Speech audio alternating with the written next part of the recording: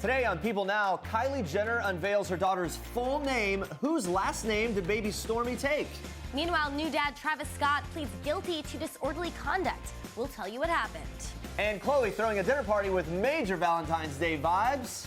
Also today, an update in the infamous case surrounding the death of actress Natalie Wood. There's real fire, and it was a very safe, very controlled burn, and we were filming so far out of LA for one, safety, but two, secrecy.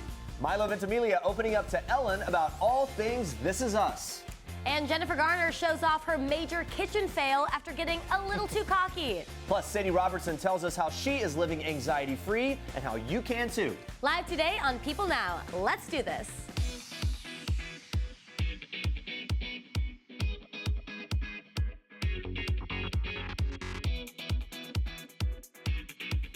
Happy Wednesday. Welcome to People Now. We have lots to get to today, including Spencer Pratt sharing some memorable fatherhood tales since welcoming his first child with Heidi Montag. It is safe to say that he is all grown up since the hills, and he's having a fun time while he's in New York.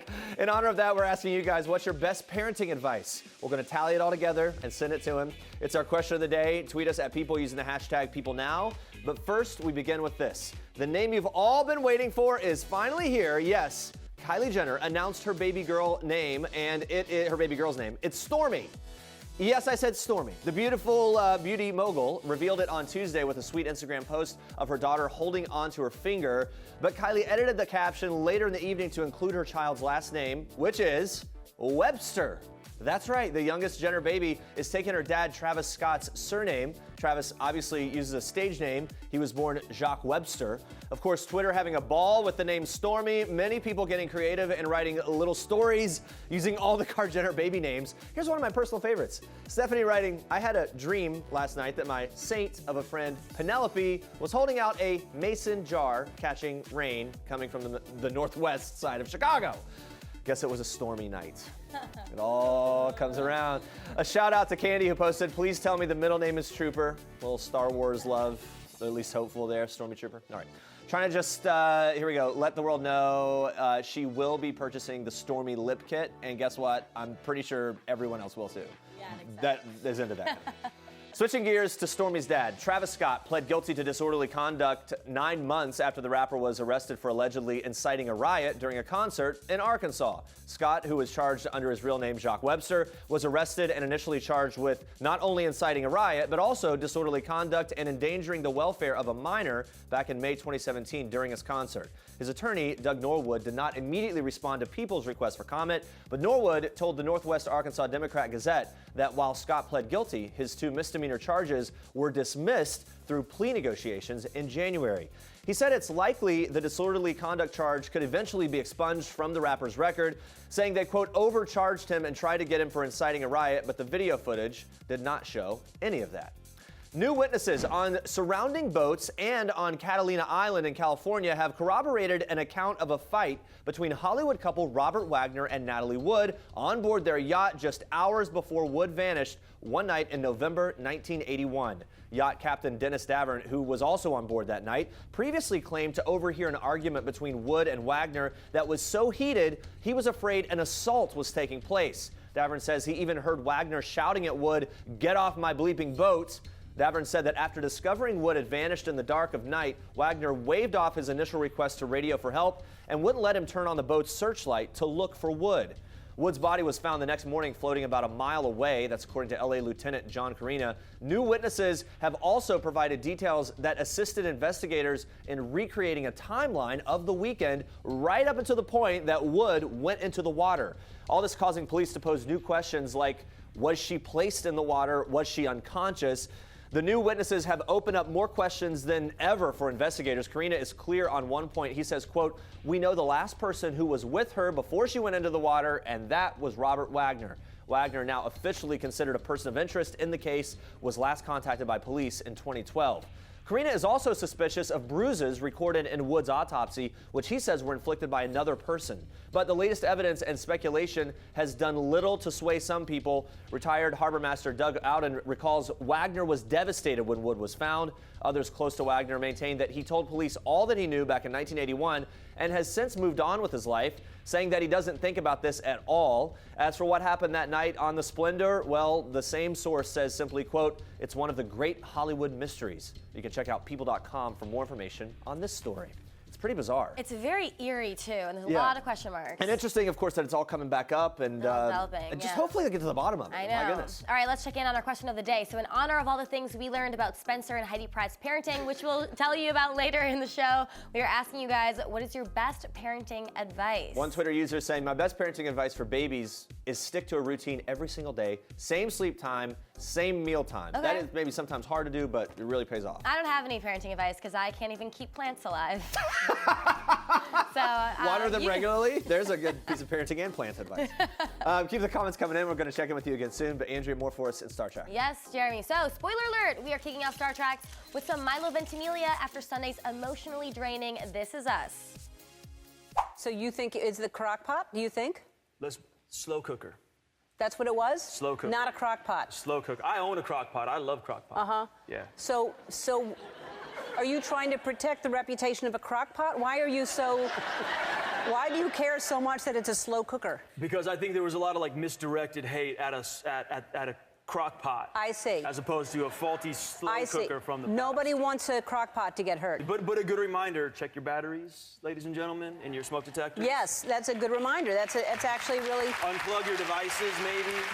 Oh, Milo, if only Jack Pearson listened to that advice. That faulty slow cooker, of course, ruined everyone's Super Bowl Sunday, setting a giant blaze throughout the entire Pearson home and ultimately killing our beloved Jack. Now, Milo opened up about filming that very intense scene, revealing the flames were very real and the emotions were at an all-time high. I mean, it was real fire. There's real fire, and it was a very safe, very controlled burn. And we were filming so far out of LA for one, safety, but two, secrecy. Mm-hmm. And we had these flame bars that would kind of raise up a flame about, 3 to 6 feet tall, and they had this whine to them, like, when they're going. And then I had the door closed when I was just about to take Kate out of the room, and I opened the door, but I realized there's more flames. And so our effects guys had coated the floor and the wall with this gel, this flaming gel that really ignites.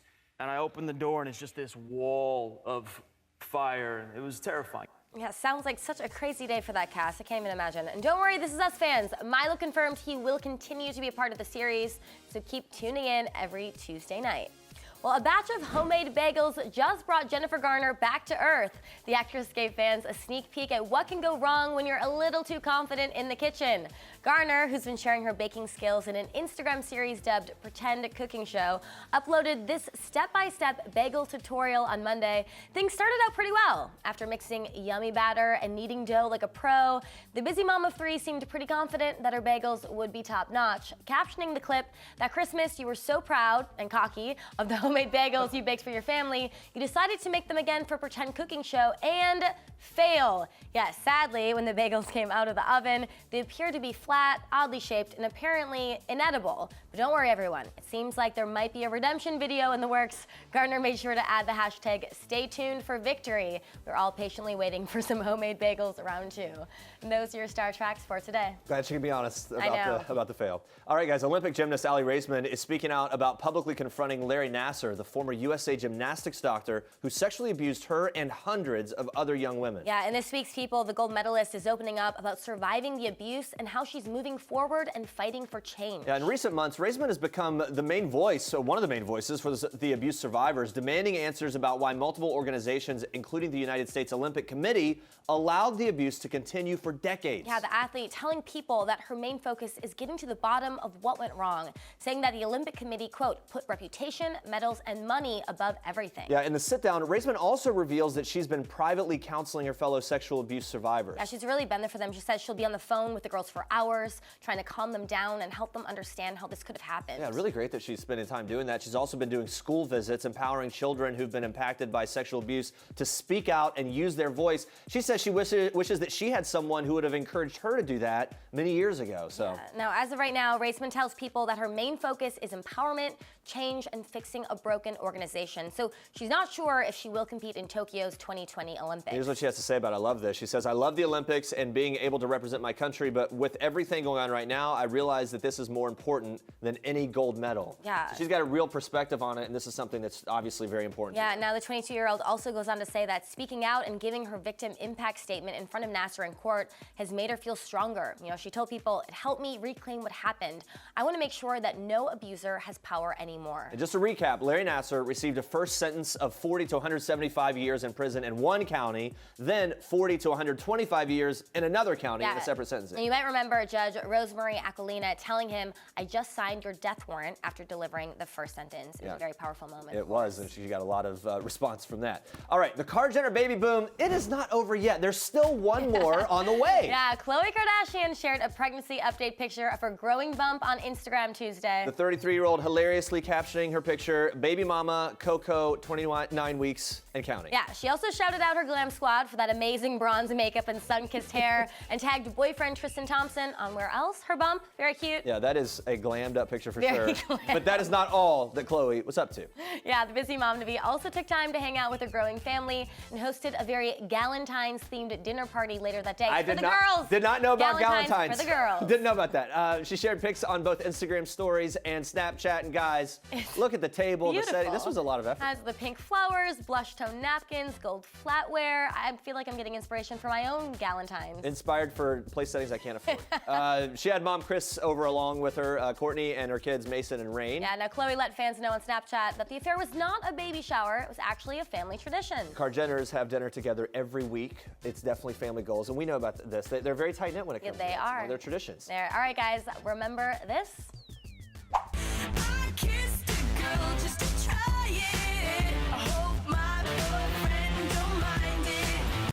Katy Perry says she would rewrite her first hit song, I Kissed a Girl, if she were to re-release it today. The 38-year-old singer says a lot has changed in the 10 years since the song's release in 2008, noting the fact that bisexuality, gender fluidity, all those things, they weren't as talked about back then. Yeah, she also admits that the song contains, quote, a couple of stereotypes, but she did not specify which lyrics in particular she would change. Yeah, we thought maybe it's the lyric, it's not what good girls do, not how they should behave. Although, if they have a boyfriend, maybe. I don't know. Yeah, It that's depends, true. because she says I my don't know. boyfriend would That's why like I really it. want to know what the lyrics she's talking about are. Maybe we'll find out. But in the same interview, which appears in Glamour magazine's March issue, Perry says she's also focusing on her personal life, revealing that she wants to do a, quote, big soul overhaul. She says it's making her nervous, but she's preparing herself for having a family someday and wants to do a little bit of, quote, soul surgery so she can let go of childhood trauma before that happens. Yeah, Before having a family. Yeah, well, Perry is also gearing up for her new job as a judge on American Idol, the reboot, which premieres next month. I'm really excited for that. Can't wait for it, truthfully. I really Yeah. can't. Not just saying it. All right, Sports Illustrated announced its first athlete to be featured in this year's swimsuit issue, golfer Paige Spiranac. Yeah, look at this photo.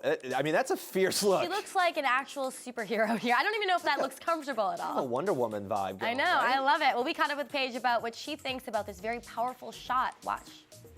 So this year they said that they had everyone wear kind of like a Wonder Woman inspired outfit, and so obviously this was mine. And I love Wonder Woman and everything she stands for, and it's the same with SI too, empowering women to feel confident and be themselves. And it was really cool. And you know, just as everyone else has struggled with it, I have, you know, body issues as well, and so it was just stand there and just feel so confident and powerful. It was cool to like kind of get over that and just like be in the moment. I mean, looking at these pictures, it's crazy to think that she has body confidence issues. Yeah. She's so gorgeous, and these behind-the-scenes shots are absolutely incredible. It shows that it kind of can affect anyone. Yeah. Not only was she able to overcome body image issues, but she also has overcome a lot of cyberbullying, even death threats that started after she was chosen to compete in the 2015 Dubai Masters.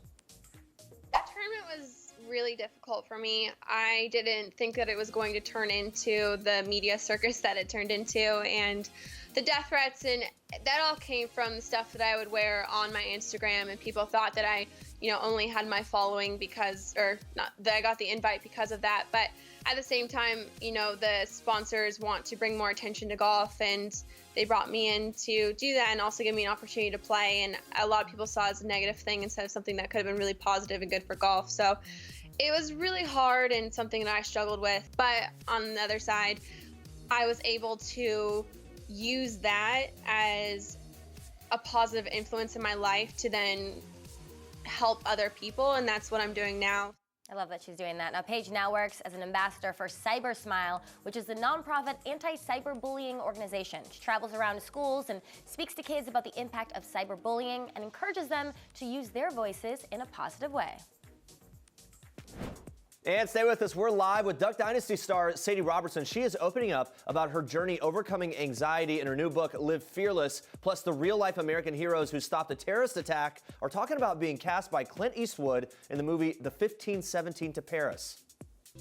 I would say before, like, my fame whore hustle was very self-motivated. And now it's very like, I got you, son. Like, Wow. It's just like a different, like, a whole nother level of excitement to, like, before I would have been like, I don't want to go to New York. It's not first class flight. Now I'm like, I'm going to get to the airport early, son. I'll be back. I'm going to go get some cheddar for you, kid. You know. Wow. Spencer Pratt, the father. There you go. Such a fun interview. You can really tell he is not quite the same guy that we saw on MTV's The Hills back in the day. No, it's a different dude, and you can see he's so in love with his 4-month-old son, Garner. But we definitely learned a lot about how he and wife Heidi parent maybe a little too much. Here's 3 things we found out about the new reality star parents. My Kung Fu master actually told me to stop doing baby talk because he's like, he knows how to, like, he was Get like, him to talk the right way the Yeah, first he was time. like, well, because I was doing so much baby talk and he was baby talking me back, and then he stopped, and I said to my Kung Fu master, I was like, Sifu, he's not talking to me anymore, and he's like, because he knows you're talking like an idiot. I was like, oh, sorry, Sifu, the Kung Fu sorry, master. He Sifu. sees into the So baby. now I'm only talking very like, Normal. hello, son. It is good to see you today. She thinks the smell is a good smell. I personally do not.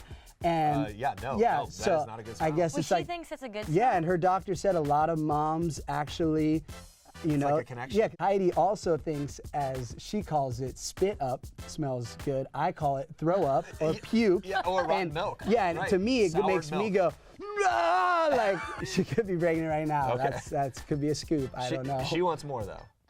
And We you do. we went. You bo- She wanted 10 Yeah. after this, and Down to now 5. couple insane crying up all night. We've gone down to 5, and it's stayed at 5 now for a few months. And you're on board for that. I'm here for the ride. All right, guys, we are joined live with Sadie Robertson, best-selling author, TV personality, motivational speaker. Did we mention she's only 20 years old and has done literally everything? Good to see you again. Thanks for being here. Let's dive right into this. You've been in the public eye from such a young age. Like, you've gone through so much. Obviously, Duck Dynasty, we got to know you then. You came this close to winning Dancing with the Stars. The new book, Live Fearless, you reveal that being behind the scenes during all of that, you're actually suffering from anxiety, a lot of fear, panic attacks, things like that. We didn't really see that. Obviously, that's something that is new to us. When did you realize that something about that pattern really needed to change? Well, it was always something that I thought was not great. I mean, if you suffer from anxiety or panic attacks, it's kind of like you're living like under hiding a little bit, because you're like, I'm totally here, but I'm not being fully myself. And I feel like it was such a public season in my life that I was going through that I was more shy, more quiet, and I'm really not at all. So then when I came out of that, and everybody's like, wait, who is this? Like, how are you so free? How do you have so much joy? How did you become confident? And I'm like, well, because I got rid of fear. And then everybody's like, well, how'd you do that? And so that's how I wrote the book. Yeah, you say in the book that fear controlled your life, your thoughts, your decisions. You know, what were the biggest fears that you had personally? For me, it was kind of just like everything, which sounds kind of crazy, but I feel like this is what I always tell people, because if you don't struggle with fear, you don't understand, because you would be sitting here and you'd be like, well, why are you afraid? There's literally nothing to be scared of. But it's such a mind thing, and so you're constantly thinking about things that will make you afraid. Maybe it's just a million different things. For me, though, one of the biggest moments when I was like, this has to change, is I was going to get on an airplane, and like I had to fly all the time for my job, so it's like, this is not a good thing to be afraid of. So I get on the plane, and all of a sudden I just get such a like big anxiety attack, like throat closing up, feels like that. Yeah. Legs going numb, everything, and I told the flight attendant like I had to get off the plane. Literally, I got off? I got off the plane, I missed my flight. So it was so like, I was like it was causing a lot of problems. Like, that's not okay. So Yeah, you were kind of that's thinking scary. like worst case scenario all the time. Oh, always.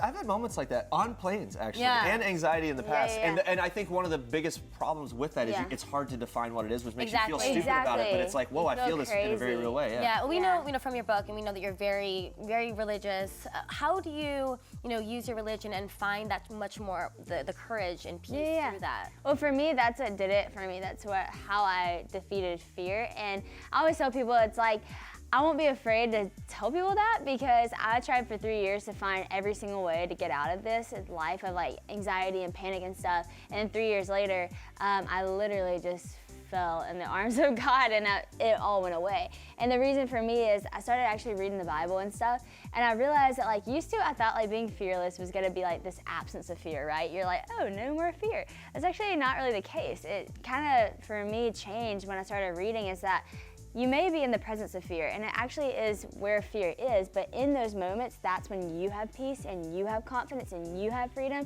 and you always defeat fear where the fear is. And so for me, it's like back to that plane story. If I'm on the plane, you may have a feeling like, oh, what if this plane crashes? But you don't freak out and your throat circles up and run off the plane. You sit on the plane and you get over it. Kind of learn to kind of like deal with it, combat it. you Yeah, deal faith with is it. obviously a very important element in that, in overcoming those types of things. Exactly. We're seeing a lot of celebrities lately being more public with their Christian faith, like Justin Bieber, for example, Yeah, Selena Gomez. They go to church sometimes 2 or 3 times a weekend. Yeah. What's your take on that? I mean, it's almost like when celebrities start doing it, it almost becomes like a trendy thing. Yeah. What's your feeling about that?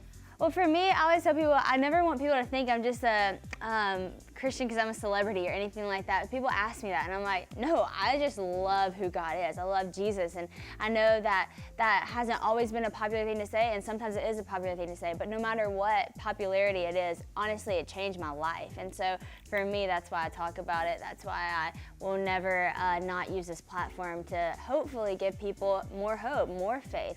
Say, you know what, there's freedom for you too. If you're struggling with fear or if you're struggling with anything, there's a God who loves you. And I feel like Justin Bieber, I don't even think it's probably about going to church 3 times a week. I think he truly probably just fell in love with who God is, and that's where he found freedom through whatever he was going through. Yeah, he's definitely, obviously, he's been through a lot and publicly, and a lot of that stuff we only even talk about because paparazzi finds him there. It's not necessarily something he's going out and saying like, hey, I'm doing it or whatever. Yeah. I'm switching gears a little bit. You opened up in a blog post last year about the reasons why you broke up with your boyfriend of 3 years. Now, how has your new way of living fearlessly affected your dating and love life? Well, you know, actually that's kind of funny. I was talking to somebody about this yesterday in the Bible actually, but it talks about how there's no fear in love. And I was telling somebody, everybody's like, how are you like not scared to like date people because like so many bad things have happened in your dating life? And I'm like, Like talking about a source of fear. Yeah, I'm like, Like, yeah, can this thank go you right? for saying it like that. But it's true. It literally is true. And I'm like, because what love is has nothing to do with what past relationships have showed me. And just because something bad happened in a past relationship, that doesn't mean what love is going to be, or nor what it's supposed to be. And so I was like, I'm not going to like just date people. Like, I'm going to find this love that I know is true. And so I'm more private about my love life now, just because, woof, that was a lot. But maybe when I'm like married, I'll let people know. A lot more to unpack later on. There are more books to come, let's just say that. Look, you're a young person with a huge presence on social media. A lot of kids are in your fan base. A lot of kids follow you, are inspired by you.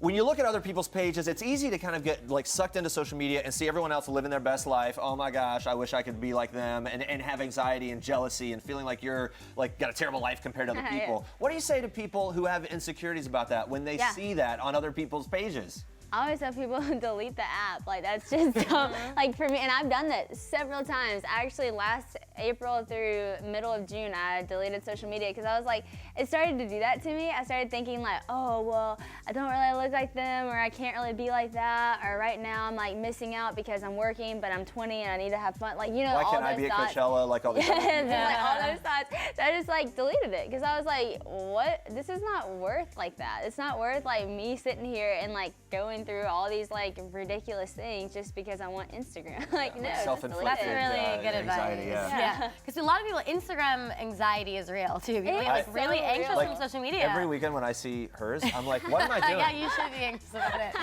We feel like we know you after watching You and Your Family on Duck Dynasty. How did your parents help you when you were going through these periods of having extreme fear and everything? So much. This is like one of my favorite chapters in the book. It talks about being a friend to fear. My mom was like the biggest help because, like you said, sometimes you feel like crazy because you're like, it doesn't really make sense why you're afraid. My mom is so cool because mom like is the most fearless person I've ever met. She's just literally a picture of peace. She just walks into the future and laughs like nothing bothers her. Like, literally, she's awesome. But just because like she doesn't struggle with fear, she like she came on my level almost. Like, she didn't become afraid and she didn't justify my fear, but she like grabbed my hand and she pulled me out, and she would always just speak truth. And she actually learned like so many verses in the Bible about like being fearless, even though that's not what she struggled with, just to speak it over me whenever I would be afraid. And, like, that was the best friend to fear. Like, that was awesome, because so many friends and parents say like, they justify it and they're like, oh, it's okay, you know, you have reason to be scared and all this stuff. And my mom was like, no, you really don't, but I'm gonna be there with you. And that was awesome. And importantly, what you said earlier, it's like, yeah, you're afraid. Like, it's okay to be afraid. Yeah, Here's it's what you can okay. do to kind of help make it through. And we love your mom. Yeah. She's Hi, Corey. Good advice. Good parenting Love you, advice. Corey. I hope to see you guys on TV again soon. Maybe Duck Dynasty come back. Fans are waiting. Fans are wanting it. All right, Sadie, thank you for being here. Live Thank Fearless, you. available now. You guys can check it out.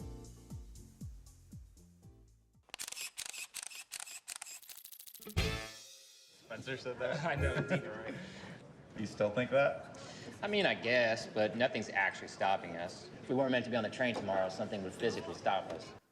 Clint Eastwood's new movie, The 1517 to Paris, tells the story of Spencer Stone, Alex Garlados, and Anthony Sadler, three friends who stopped a terrorist aboard a Paris-bound train in August of 2015. Eastwood cast the real-life people to play themselves in the movie. He sat down with the heroes who talked about what prepared them to act in the face of great danger. We all knew we'd have each other's backs, and we were all kind of on the same page, you know, because we had kind of discussed this type of thing before, like, you know, if a terrorist came in, what do you think you would do? And I think the other thing is just like our training, really, especially in the aftermath. We all kind of knew what to do. Spencer, go! We had like the same playbook, you know, without even talking about it. Spencer handled the medical stuff, I handled the stuff with the guns, and Anthony was kind of running in between both of us, helping out. So the biggest thing is definitely our friendship.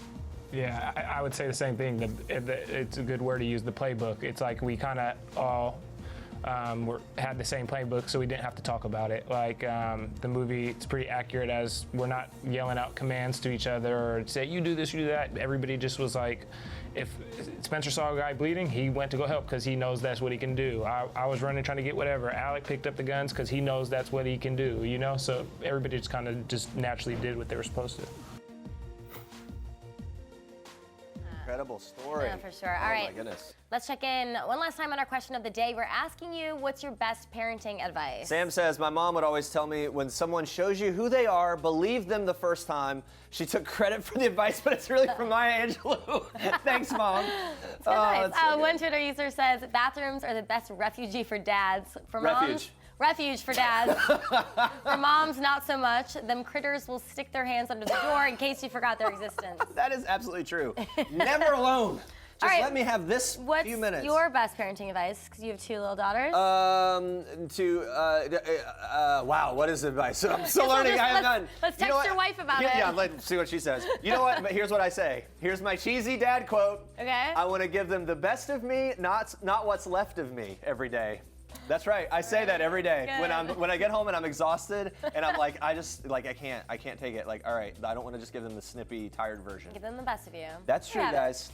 Come up with a catchphrase so you remember things. All right, we'll be asking you a new question of the day tomorrow on People Now, so come back at 8:30 a.m. Coming up tomorrow, country music star Dylan Scott is embracing fatherhood, even all the diaper changes. Plus, Ari Leindeck Jr. reveals all about his journey to finding love on The Bachelor. He even talks about those infamous pillow lips. He does. Thanks for watching. For now, we leave you with one last thing from the Irwin family. Enjoy. Bye, guys. G'day, we're the Owen family. And this is One Last Thing. Woohoo! Our last family vacation, I think, was this right now. We are having a great time here, and wherever we travel with family, we always have so much fun. And yeah, I think this is a vacation right now. And I think it was pretty special having Christmas in Italy. That was really nice. That was wonderful. First time for that. The last time I was starstruck was when I woke up and got to see you guys, because you are so amazing. I've been speechless one time. Yeah. One time, and you were doing the Tonight Show with Chelsea Clinton. Yep. And I saw her and I was like, oh my gosh, you know, I just want to say hi and act like you're good. Yep. Yeah. The last time I got my hands dirty was actually only a couple of days ago when I was giving a giant rhinoceros a bath. The 2-ton rhino, he's huge. He is absolutely massive. So yeah, I think that was pretty fun.